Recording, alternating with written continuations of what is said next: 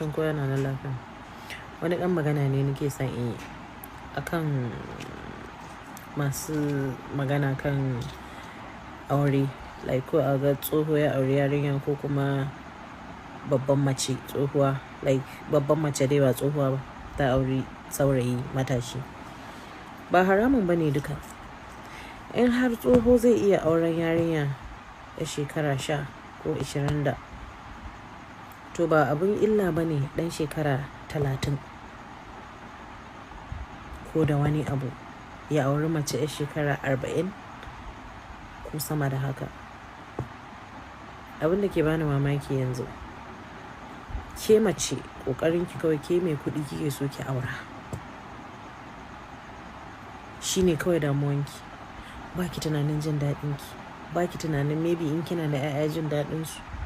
Kawai kanki kike kallo a maybe wani mansion can wurin, koko a keke wata ƙasa ce can wurin, keki kuɗin ki auren wanda bai da shi, ke ma kiraya shi bana. Ita rayuwar nan cuɗannin cuɗe kai. Shi wancan da kike hange baki san iyaka wahalar da ya tara wannan kuɗin, kuma kina tunanin ke kaɗai zaki je ki ci su ki kuma kwanta hankalin ki kwance. It's not possible. Mu dinga yi makan ma'adanci.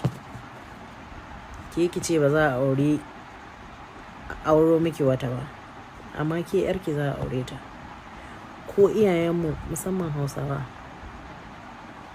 ke ɗan ke zo miki da magana yana son mace, macen kuma maybe ta yi aure ta hayayyafa, ke Allah kashi ki ba haka za a yi ba.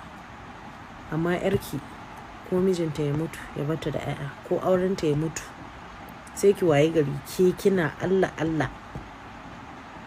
Ai dole can inda kika hango wurin wata sai an shiga gidan nan, by fire by force.